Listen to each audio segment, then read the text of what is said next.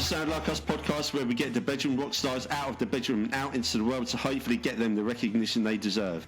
During the interview, we get to know an artist by asking about how important music is to them, from how their early lives shaped the musician they became, and their first taste of live music to their first foray into writing and producing and what they have planned for the future. Please like, follow, share, subscribe in all the usual places: Spotify, Apple Podcasts, Amazon Podcasts, Instagram and YouTube. Big thank you to everyone that's done so already. Please spread the word far and wide to your friends and family, and even that annoying prick you sit next to at work. If you like the podcast, please subscribe on whatever podcast platform you use. This helps give the algorithm a big old slap on the chops and gets those musicians even more of the exposure they deserve. If you're a musician, singer-songwriter, rapper, producer, DJ, MC, or even, God forbid, a drummer, and you fancy joining me on the podcast, please don't hesitate to get in touch and we'll get you on. We are also proud to announce that we've partnered up with our mates at East London Recordings. East London Recordings is an independent record label run by independent artists for independent artists. East London Recordings has grown into an influential label committed to helping artists realise their full potential. We will be working with East London Recordings by interviewing their artists on the podcast, giving them more exposure on their background, what inspires them, where they are performing, and what music they have coming out in the near future. There will be many more things to listen out and watch out for, so keep those eyes out and ears peeled. Thanks for listening and enjoy the show.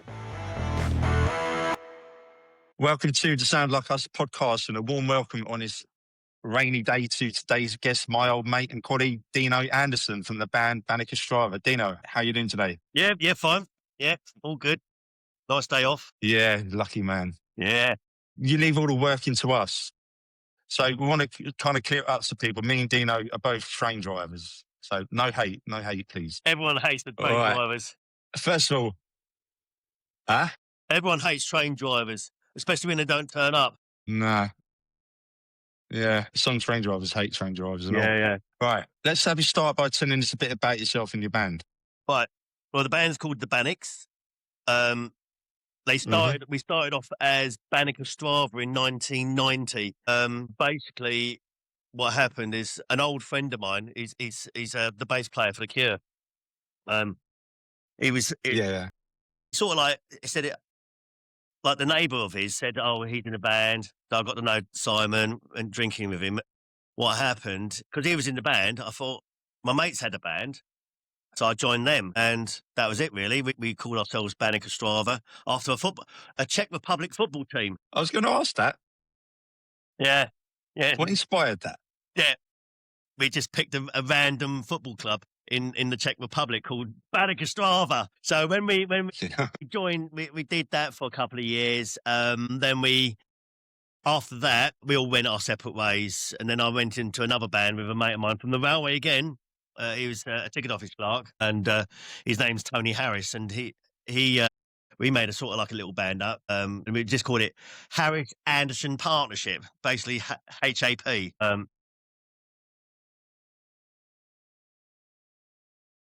then we did bits and pieces with that. And then I took a hiatus for about 15 years while the kids were growing up. And it's only until probably about 15 years ago that I started getting my guitar back, because my wife was at work at the time, kids were virtually grown up. And then I met my new wife, and it was her mate who said, why don't we make a band? Because she's a pianist. And I said, I weren't too keen, really. And it was only until we got to our wedding, just before our wedding, she said, well, why don't we just do a couple of songs at the wedding? So we did. We did Feel So Close, Just Like Heaven, and That's Entertainment by The Jam. So we did that. And then nice. since then, we kind of like just done more music, and we got more people to come in, and we just called ourselves, after the very first band, which was called Banik Ostrava, we just called it the Banics, like the nickname. And we just got on from there. Like the Banik Street Preachers? Yeah, like that, yeah. Yeah. But we don't do their music. Very good. Well, we could do. Right, so how did the music you could do Motorcycle Emptiness. Right, so how did the music you and your parents listened to growing up influence you?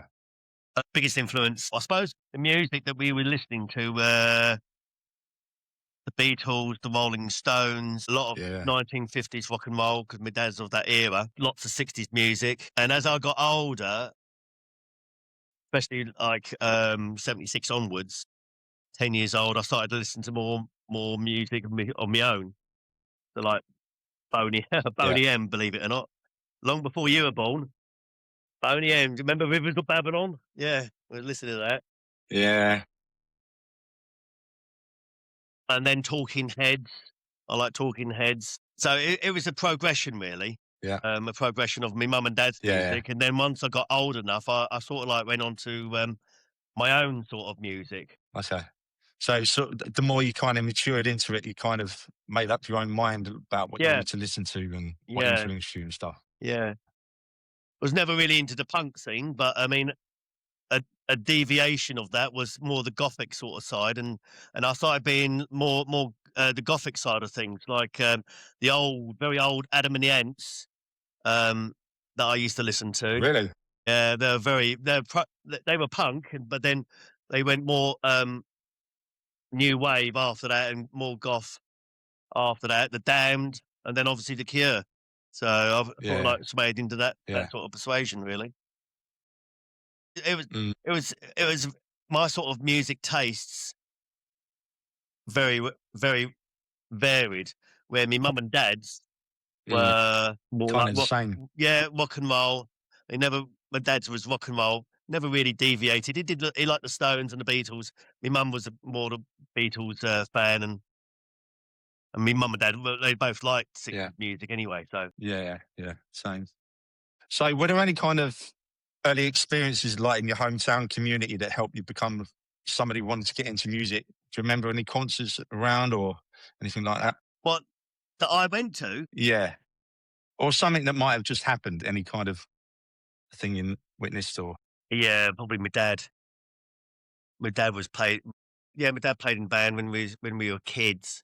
Anglo-Indian dances, believe it or not, but we used to go all the time to watch my dad at these different Anglo-Indian dances. And we used to see him play all the time. We used to go to Norbury, South London, and we used to go and see him rehearse there. And so that was the first. Okay. I was probably about 7 or 8 years old, and that was probably the first thing that I actually got into was seeing my dad play guitar and play his own music. It was covers. He was doing covers. Yeah. But live. Right. Live thing. I think it was me dad playing in the band. Yeah. Okay. So what kind of style would you say the Banics are? What kind of style would they fit? I would say light rock, pop. Okay. Pop music, indie. Yeah. Bit indie, a bit I've got influences, as you can see, black, goth. Yeah. Certainly, certainly the Cure. We do a lot of the Cure. We do a lot of the Fleetwood Mac. So we do quite a bit of varied sort of music, really, which is fine. But primarily, really, I like writing my own stuff. Yeah. Do you do like a mix of stuff? Yeah. Like originals and Yeah. I mean, I've got we do Keen. We do 2 songs of Keen. We do 3 of The Cure. We do about 4 of Fleetwood Mac. We've got the Travelling Wilburys. We've got the Pretenders. It's quite varied, really. We do a bit of Calvin Harris. We do a song of Calvin Harris, Feel So Close. Yeah. Well, okay. Yeah, we quite varied, very varied. So who's who in the band? Sorry? Who's who in the band? Who in the band? Members and stuff. I'm Yeah. I'm the rhythm player, so I play rhythm guitar. Mm-hmm. I do the singing, but well, blimey, I've never been one to be the front person. Never. I've never really liked being the front person. No. And in the old band, they said, "No, well, we don't want to do it. You're going to have to do it." So they pushed me up the front to do it. So I didn't really want to do it. But yeah, I'm the rhythm. I do vocals. My wife Louise, she does vocals as well. She plays a bit of piano. My brother Clive, he's a synth player. We've got a drummer, Tony Wild. Paul Cutler, he's our bass player. That's my wife's brother, Clive Anderson. I said, oh Nice. yeah, Clive, my brother. He does. Who else is there? Oh, Wayne Peters. Yeah, you know Wayne. Wayne, he Nah. Is works he? over Caterham Station. Which one's Wayne? The Indian lad. Yeah, I think I do. Yeah. Yeah, I know. His brother works at East Croydon, I said, well, he's a driver now. or used to. Yeah, he's a driver. He's becoming a driver. Is he? Oh, Yeah, right, yeah, okay. yeah. Yeah, so Wow. Wayne's our lead guitarist. Carly Chapman, she does piano as well. She also sings. So there's 7 of us. Her husband was doing it, but he's kind of like does it when he wants to. Really, to be fair, it's about 7 or 8 of us. Okay. So how did you all meet? Obviously, you're in the band with your brother and your wife and Yeah. and her brother and stuff. So how did it all come together? Well, I got to know my wife about 2015. She knew I played guitar, and I said to her friends, "Yeah, I play guitar." And she said, "Oh well, why don't we make a band up?" I mean, I've been there, done that. In the end, she kept on badgering, and in the end, when me and Lou got married, I said, "Look, how about we do a set of 3 songs at the wedding?" So we all practiced, and it was fine. It was fine. We did Feel So Close, That's Entertainment, and Just Like Heaven on that day. After that, we're just trying to write our own stuff, and it was more having a day off, and on your day off, we'd have a few beers in the boys' room, and we'll all have a jam. Yeah. And then we said, well, why don't we just do another gigs, over in for the wedding anniversary? So yeah, okay. So we started this time. We did about 15 songs, and we did that. So we practiced. We had a bit more of a longer time to practice. So we that went fine, and then Yeah. we did another one. It was always my ambition. It was always my ambition to do a couple of Cure songs in Hawley, because that's where the Cure were from. So I thought I'll do a couple of songs in. So that's what we did. We did a gig in the tavern, like an open mic night, really. Mhm. And we did that there. And now we've got one tomorrow, which is Oh, cool. over at the station pub. Brilliant. We'll come on to that a bit later. Right. Is there a specific piece of music that takes you back to another time or place that kind of brings back vivid memories or emotions? Yeah, I suppose Just Like Heaven by the Cure. I don't know why. It's just the sound of it. I just love the sound of it. But there's a lot of songs that do take me back. Golden Brown, for example, by the Stranglers. That takes me back to when I was at school. X's Midnight Runners, Gino. Because when I went when that got to number 1 in the 80s, everyone, the song goes Gino, and everyone used to sing Dino. That was quite a good one. But yeah, there's loads of songs really that take me back. Yeah. But So who would you say? no, go on. No, I was going to move on to the next question. Yeah, go on. Do you want to? No, carry on. Right. Who would you say? Who would you say the main influences for the band? It's probably we spoke about it a bit by now. But The main influence yeah. of our band now. Yeah, I suppose it would be, well, we're all influenced by it. I mean, I'm influenced, I suppose I'm one of the biggest influences, I suppose. But we all take equal share, you see. We all take equal share of influences, for the Yeah. yeah, that's all I can really say about that. I mean, not really. No, I think we all are. I think we're all influenced. Okay. Yeah, definitely. I've got a random question for you now, Dino. Go on. You ready? Yeah. Right. If you could take any person to any gig in history by any artist, A, who would you take? B, what gig would it be? And why would you take that person to that gig? I would go and see the Beatles, and the person that I'll go and see the Beatles would be my dad. Yeah, I'll take my dad to see the Beatles if they were still about. Why is that? Yeah. Why would you take him to see the Beatles?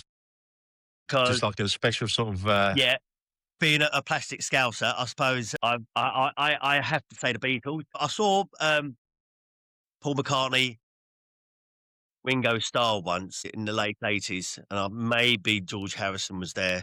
But obviously by that time, one of my biggest heroes is John Lennon. So I would have to say I would love to go and see the Beatles because I love the Beatles. Yeah. Obviously, my very first, the person who's my biggest influence in music was my dad. So I'll take him to go and see the Beatles. Wicked. Where would you see them? Down at the Cavern or Shea Yeah, Stadium? definitely the Cavern. Definitely the Cavern. Yeah. I've been to the, well, you've been to the Cavern, haven't you? I have, yeah. Yeah. Yeah. I've seen it. You can go and do a gig in there, you know. Well, I know. I'd love to. I would love to. Have you ever done a gig there? You can do it.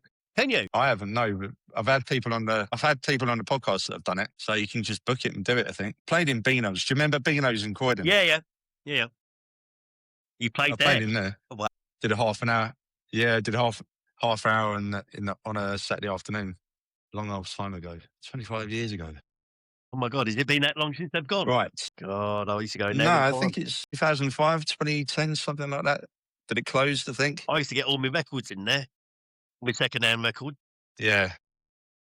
Used to love it in there. Yeah, wicked place, wasn't it? Yeah, it's blinding.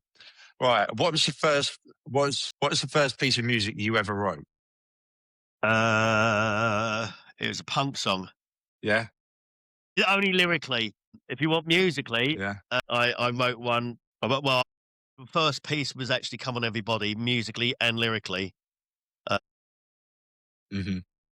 1990. But before that, probably 1986, I did a version of I did a punk song. If you know your punk, there's a lot of swearing in punk. Well, there can be a lot of swearing in punk.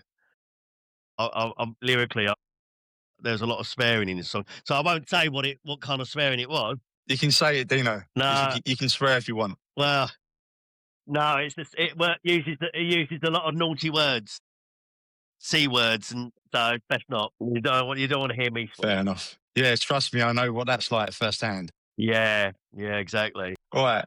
So, what was the first gig you went to? Like the first gig where you actually planned to see a band or artist or whatever? Went to see Madonna. I think that's probably my very first one. Wow. Madonna. 1980, 87 maybe. I was 21. Where would that be? Wembley Stadium? Yeah, Wembley Stadium, yeah. I've seen her twice there, I think. Okay. You're a big Madonna fan then? At the time, we all liked Madonna, and I thought, I'll go for a crack. But there was this girl that I fancied in Merstham, and she said that she was a Madonna fan. So I got her tickets. So we both went. Nothing came of the relationship anyway. Yeah. She only used me for the ticket. Things we do for a bird, eh? Yeah. All right. So, what was the first live performance you ever did?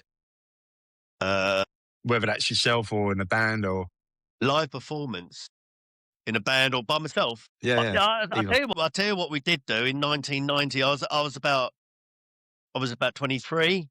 We did a gig over at the Oakley Youth Centre with the band with probably about 10, 15 people all sitting there.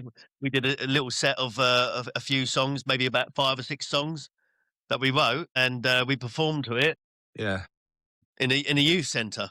All right. Where was that? In Merstham, yeah. Yeah, Merstham. Okay. That youth centre's closed down a long time ago. Was it? Yeah. Okay. So, looking back at all the live performances you've done, which would you say is the best? I would say the one in Hawley. I'd say the one in Hawley would. I'd tell you the one in Hawley was my favourite. I'm trying to be sitting on the fence. I'm trying to say Hawley was my favourite. I suppose the best one was the anniversary gig last year when we did 15. I suppose that was the best one really, but my favourite was the one in Hawley. It was more special. The one in Hawley.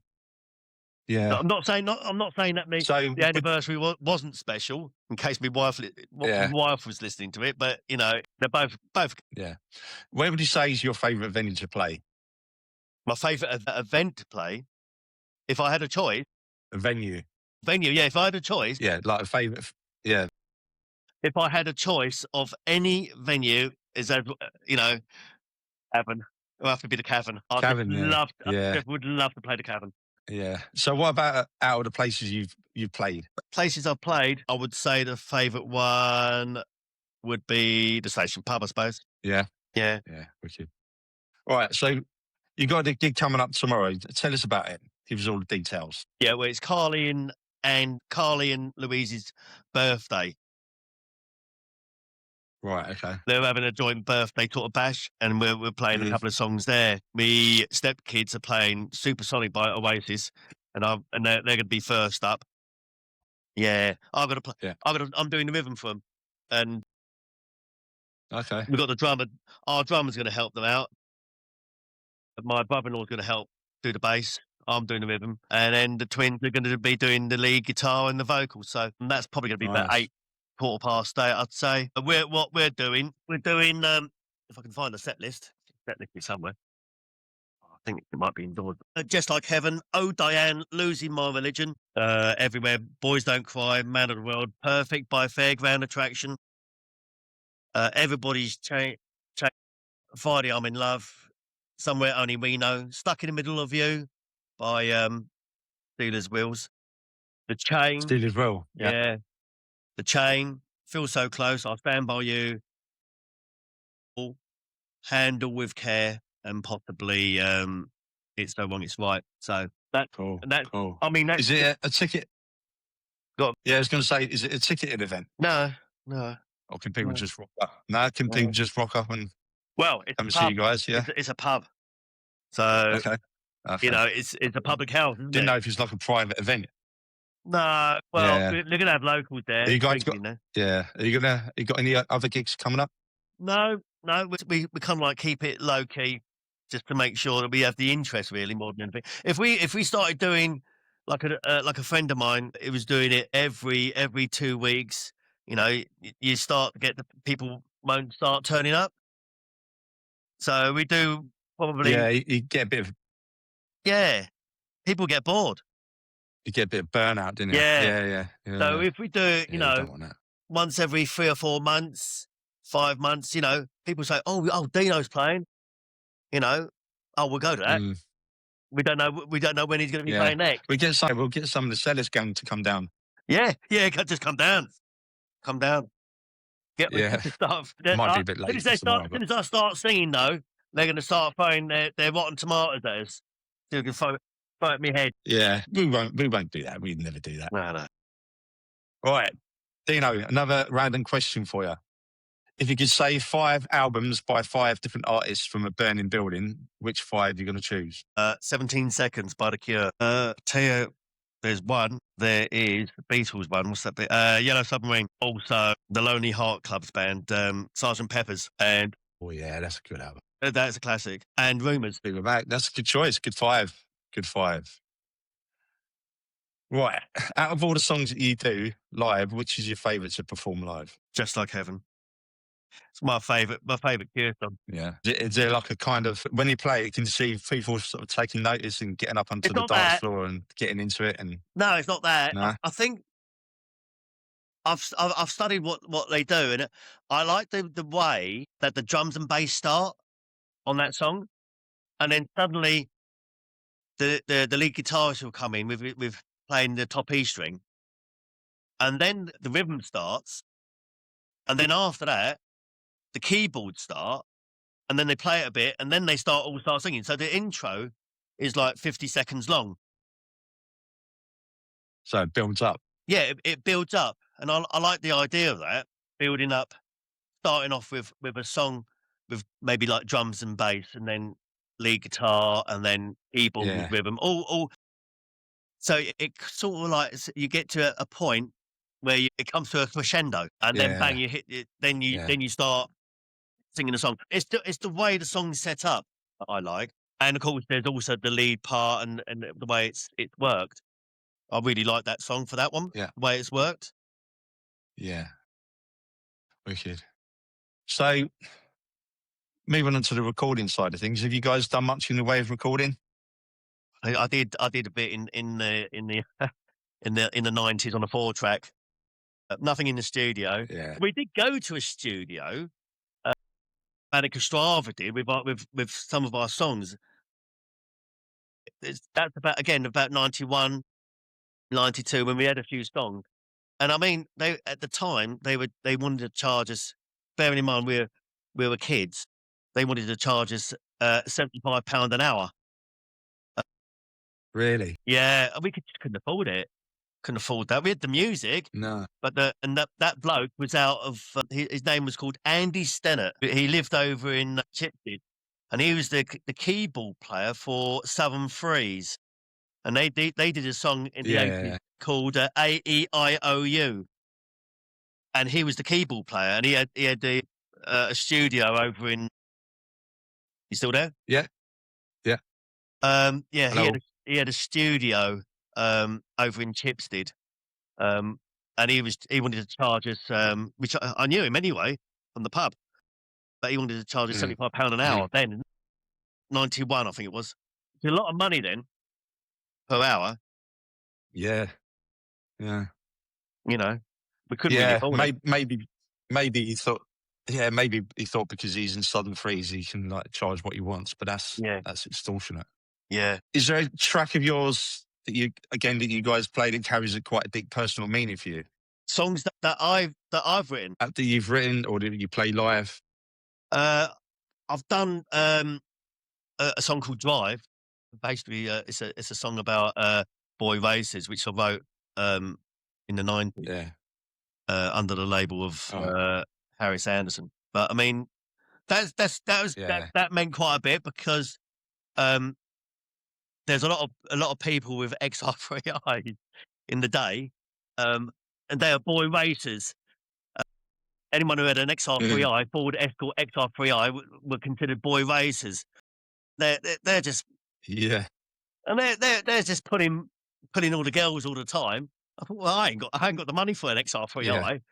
And they've got this loud music, so we wrote a song about it. So that song, it's called Drive. I suppose it's got a bit of a meaning to it. Maybe not lyrically, but certainly, you know, the why it was written. Can you think of a piece of music by other artists or bands that's had a big impact on you as a young man, and then you brought it through to adulthood? Madness. Yeah. Yeah. Which one? House of Fun. Which song? House of Fun. Yeah. Yeah. Nice. Yeah, I like the way that song. That was quite a good song because it was about. If you look at the lyrics, it's actually about, I suppose, about a man coming of age and going to the chemist and getting condoms, I suppose. But I mean, if you think about it, if you look at closely to the lyrics, talking about his manhood and everything else. I think you tainted that. Well, yeah, but if you look at the lyrics does say, this is a chemist, not a joke shop, Yeah, it does, to be fair. And it, I've now come of age in my manhood. It's a bit risque at the time, but everyone thought it is more like a fairground sort of thing. But if you look closely at the lyrics, yeah. But yeah, I suppose House of Fun was a very good fairgroundy sort of sound. I like that sort of sound. Yeah, because it's got a sort of ska beat and yeah, and I was brought up with it's ska. got kind of organ and stuff. The ska, all the ska scene, especially me early 80s. I was really into ska with the beat, the specials, Madness, Bad Manners, all that sort of thing. Yeah, do you know what? I've just brought up the lyrics here. Box of balloons with a feather-light touch. Pack of party poppers that pop in the night. Yeah. Look at. Welcome to the House of Fun. Now I've come of age. Welcome to the Lion's Den. Temptations on the way. Fucking hell, Dean. Yeah. No miss. You misunderstood. 16 big boy, full pint in my manhood. Yeah. Yeah. You can see what I'm saying there, can't you? Yeah. Yeah. Yeah. It does go on to say. All right. Go on to say this is a chemist, not a joke shop. Do you know what else? Back in about 2010, 2011, he got on my train. Who, Suggs? Suggs. Did he? Yeah. Yeah, Wandsworth Common. Did you And talk he to got off him? at Balham. So, yeah. Did you talk to him? No, I just see him get on my train. Of course, she was No, I probably wish he driving. did, but Yeah. yeah. All right. So Yeah, I looking met back three at of the, them. I met them down in Red Hill. have you? When Madness split up, they made the thing called the Nutty Boys or something, and they did a gig down in Red Hill town centre. It was Okay. Brisbane first, yeah, many years ago. Okay. I'd love to. I'd love to. Yeah, I think they're playing in Brighton. Yeah, I think during the summer. I think. Ah, okay, cool. Keep an eye out for that. Mm. Right. What is one of your most memorable moments from a live show? That might be like a crowd reaction, a moment of personal connection, something funny that's happened. Can you think of anything? A reaction. Yeah, anything, any kind of funny incident or whatever. Well, I took one of my mates to see Madonna once. The second time I went All to right. see Madonna. The girl, another girl that I went with, she took her mate, and my mate and her mate started snogging. They ended up getting married, which we all found quite funny at the time. And then they got divorced. Yeah. So that's quite funny. Fucking hell. Apart from that, crowd reaction, I suppose. 1990, when I went to see the Rolling Stones, it was the day of the World Cup semi-final, England versus Germany. Oh, man. And I was stuck at Wembley Stadium watching the Rolling Stones when Gary Lineker equalised, and people were cheering. Yeah. And Mick Jagger turned round and said, "Yep, it's doing my head in as well." Jagger. Yeah. Oh, man. Yeah, that was a classic. What That about was. any of the show? Yeah. What about any of the shows that you've done? Do you remember anything? Any kind of memorable moment for that? No, not really. I mean, No. no. People getting up and dancing to our songs, I suppose. One of them's an old goth, and she was loving it. I suppose people loving our music, really. Yeah. It's always the best thing, isn't it? Yeah, it is. Right. Are there any other bands or artists you've enjoyed sort of seeing in the local pubs and the scenes that you kind of enjoyed? You want to give a bit of a shout out to? I've seen a lot of local bands. Names go over my head, but I've seen lots of local bands in various pubs over the years. They've been really good, really, really good. Really enjoyed it. There's a place in Merstham called the Feathers. They had some bands up there, really, really good. But also down at Hawley in the tavern, they do. Yeah. Okay. Cool. So people get down to those pubs and see those bands. Yeah. Yeah. Right. So what are you kind of hoping for the future in both short and the long term for you and the band? Short term, let's get tomorrow over and done with. So we're concentrating on. We've got practice tonight, so we'll be concentrating on that. Nice and tight. Yeah, get nice and tight. Wicked. But because of the shift work, some people can't turn up. Difficult, isn't it? It's very difficult. It's very difficult. I mean, my wife sorts it around my rest days, but when it comes to like my brother-in-law, he's a bus driver, so he's opposite shift to me, so it's very difficult. He's the bass player, and of course tonight we've got practice, and Wayne can't turn up because he's working late turn. He's had to go annual leave for tomorrow. But long term, what I'd like to do it's always been my ambition is to get an album done. Get an album done, you know. Say, yep, done that. A bit like you, Martin. Yeah. Get your own songs out. Yeah, and get them on Spotify and stuff. It's not that it's going to be ever. The songs will never make millions. It's not about money. It's about doing it. For me, it's never about. Yeah, you just want to get it down. Yeah, I just want a legacy. That's the thing, a legacy. So when I'm not here anymore, my kids say, "Oh, there you go. There's Dad singing, or there's Dad playing the guitar." You know, on either on vinyl or CD or on Spotify. There you go. There's Granddad singing. You know, nice to have a little bit of a legacy. Have you got anywhere in mind where you might want to record that kind of anywhere? Recording well, studio? we've got software where we could do like an audio interface and we could put that to a computer, a laptop, and then we could individually do the tracks and build up the tracks like that, a bit like the old-fashioned 4 tracks, but it's more like an eight track sort of thing. Build up on that, and do it that way. I can maybe help you with that because I've used GarageBand on my computer a little bit. I might need a bit of practice with it, but yeah. And I do know some producers I've got in touch with. Oh, really? Can help. At first, I think it's a lot of it. It's the expense, isn't it, that puts people off.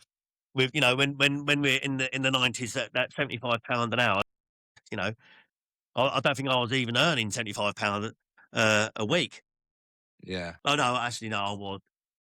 Yeah. But I think it was more like £200 a week I was getting. But £75 is like a quarter, over a quarter or a third of your wages. Yeah. A month's, a week's wages. It's just a lot of money. The other blokes couldn't afford it. Yeah. A lot of it's the finance, but also it's the technical ability to actually. We've got this audio interface. The trouble is with it, none of us know how to use it. We're not really a technophile. Well, like you say, maybe I can. Yeah, maybe I can help you out with that, and then sort of do what I know how to do, and then as long as you've got ideas, that's the main thing. As long as you've got ideas, which is all my ideas are up here, but you need the people around you to get those sorts of ideas out. Through jamming, you get those ideas. It's the question of getting the right people and putting them down. Right, and that brings us to the end of the interview. Have you enjoyed being on, Dean? Yeah. Certainly different. I've never done anything like this before. Nah. Certainly. I started it a year ago. Did you? Took me out of my comfort zone. So yeah, it's good to yeah. You do it a lot then. Good to get you on. Finally, I've done. Well, this is the 51st episode. Wow. Yeah. I tried to do one yesterday that didn't work. The internet cut out. But yeah. Right. So do you want to tell people about the gig tomorrow again? Tell people what time it starts and all that? Yeah, tomorrow it's Nutfield. Nutfield is the station. The station pub is right next door to the station, and it's any time after 7:30 tomorrow night. Okay, cool. Wicked. So you guys, have you got any social media or anything like that? No, nothing at all yet. Nah. I mean, we should get something like that. Yeah. Then you can start building making relationships and getting to know people and people that can do recordings and stuff. Yeah, that's right. You never know. I don't know anyone really. Well, I suppose you do, don't you? I know quite a few people now. Yeah. So if set up an Instagram, follow me, then I'll start putting you in touch with people. Yeah. Don't you ever? Have you? Right, you must have done an album. I've got a few things on Spotify. I've got about 7 or 8 songs on there. So yeah, people check out Spotify. You might find it. But yeah, I kind of want to do more stuff. I want to write more, but it's just finding the time. I'm lazy, Dean. You might have noticed that.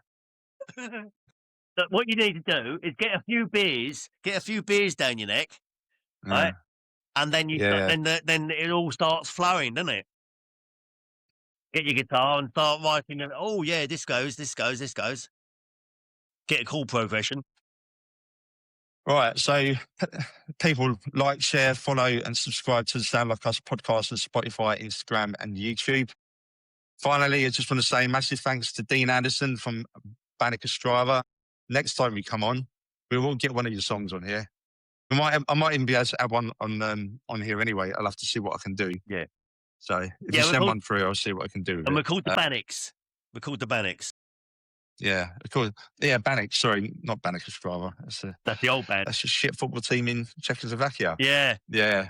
Yeah, we're called the Banics. So Dino from the Banics, appreciate you coming on. Dino, it's been a real pleasure, and I'll see you probably next week. Yeah. At work. Yeah. You take care. Yeah. Dino, cheers, man. Yeah. Oh, just hang on.